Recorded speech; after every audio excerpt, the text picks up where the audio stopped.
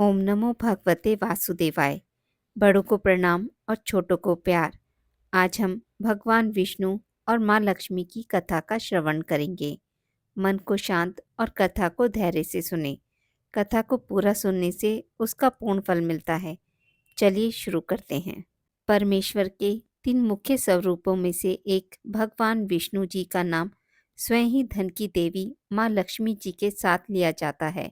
शास्त्रों में कथाओं के अनुसार माँ लक्ष्मी जी हिंदू धर्म में धन संपदा, शांति, सौभाग्य और समृद्धि की देवी मानी जाती हैं। माता लक्ष्मी जी भगवान विष्णु जी की अर्धांगिनी है। सुख व समृद्धि की प्रतीक माँ लक्ष्मी व भगवान विष्णु को युगों युगों से एक साथ ही देखा गया है।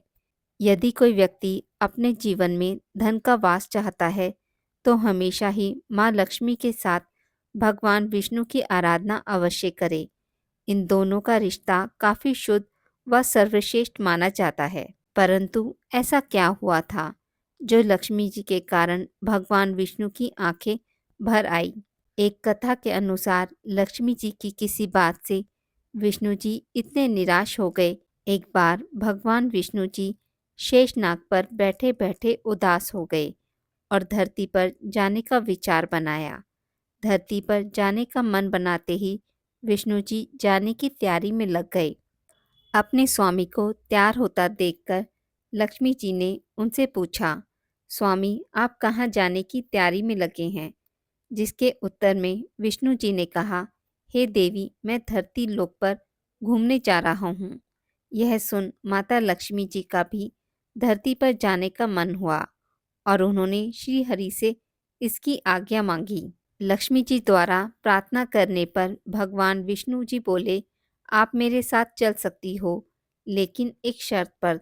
आप धरती पर पहुंचकर उत्तर दिशा की ओर बिल्कुल मत देखना, तभी मैं आपको अपने साथ लेकर जाऊंगा। यह सुनते ही माता लक्ष्मी जी ने तुरंत हाँ कर दिया और विष्णु जी के साथ धरती लोक पर जाने के लिए तैयार हो गई। माता लक्ष्मी जी और भगवान विष्णु जी सुबह सुबह धरती पर पहुंच गए। जब वे पहुंचे तब सूर्य देवता उदय ही हो रहे थे। कुछ दिनों पहले ही बरसात हुई थी, इसलिए धरती पर चारों ओर हरियाली ही हरियाली थी। धरती बेहद सुंदर दिख रही थी। अतः माँ लक्ष्मी मंत्रमुग्ध होकर धरती के चारों ओर देख रही थी। माँ लक्ष्मी जी भूल गई कि पति को क्या वचन देकर साथ आई हैं। अपनी नज़र घुमाते ही उन्होंने कब उत्तर दिशा की ओर देखा, उन्हें पता ही नहीं चला। मन ही मन में मुग्ध हुई माता लक्ष्मी जी ने जब उत्तर दिशा की ओर देखा तो उन्हें एक सुंदर बगीचा नजर आया। उस ओर से भीनी भीनी खुशबू आ रही थी। बगीचे में बहुत ही सुंदर सुंदर फूल खिले थे। फूलों को देखते ही माँ लक्ष्मी जी बिना सोचे समझे उस खेत में चली गई और एक सुंदर सा फूल तोड़ लाई। फूल तोड़ने के पश्चात जैसे ही माँ लक्ष्मी जी भगवान विष्णु के पास वापस लौट कर आई, तब भगवान विष्णु की आंखों में आंसू थे। माँ लक्ष्मी जी के हाथ में फूल देख विष्णु जी बोले, कभी भी किसी से बिना पूछे उसका कुछ भी नहीं लेना चाहिए। और साथ ही माँ लक्ष्मी जी को विष्णु जी को दिया हुआ वचन भी याद दिलाया। और फिर भगवान विष्णु जी ने दी माँ लक्ष्मी जी को सजा।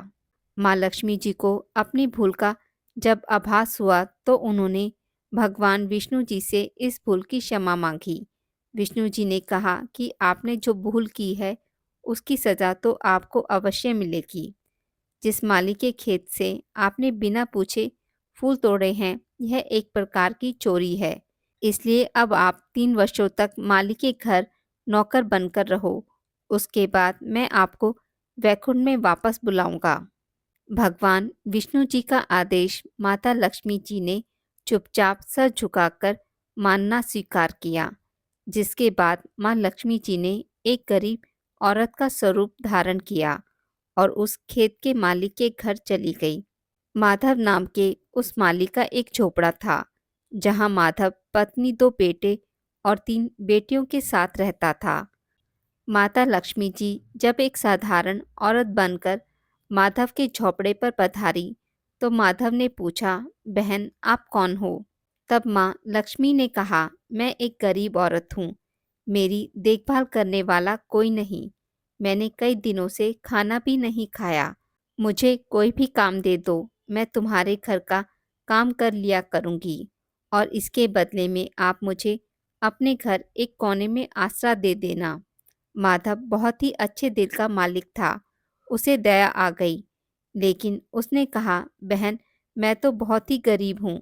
मेरी कमाई से मेरे घर का खर्च काफ़ी कठिनाई से चलता है। लेकिन अगर मेरी 3 बेटियां हैं, उसकी जगह अगर 4 बेटियां होती तो भी मुझे गुजारा करना था। अगर तुम मेरी बेटी बनकर और जैसा रूखा सूखा हम खाते हैं उसमें खुश रह सकती हो तो बेटी अंदर आ जाओ।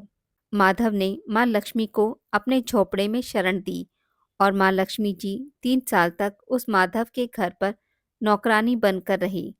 कथा के अनुसार कहा जाता है कि जिस दिन माँ लक्ष्मी जी माधव के घर आई थी, उसके दूसरे दिन ही माधव को फूलों में इतनी आमदनी हुई कि शाम को उसने एक गाय खरीद ली।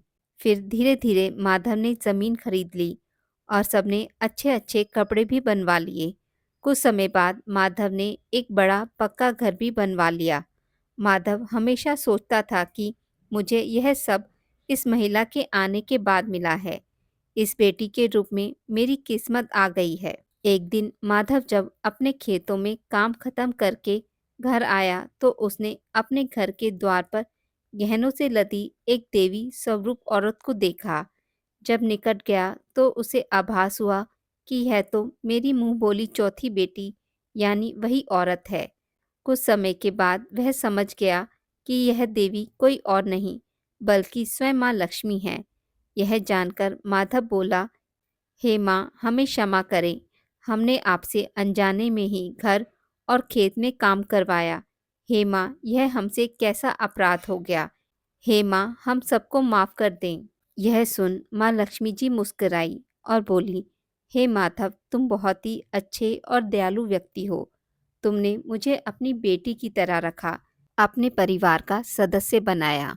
इसके बदले में मैं तुम्हें वरदान देती हूँ कि तुम्हारे पास कभी भी खुशियों की और धन की कमी नहीं रहेगी।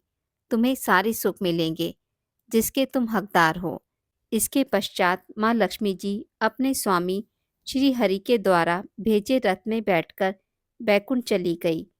हे माँ, मेरी नम्र विनती है कि जैसे माधव पर कृपा दृष्टि रखी वैसी कृपा दृष्टि हमारे समाज और देश पर रखना। आज की इस वीडियो में बस इतना ही।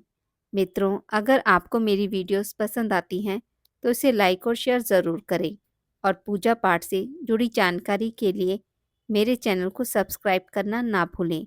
धन्यवाद।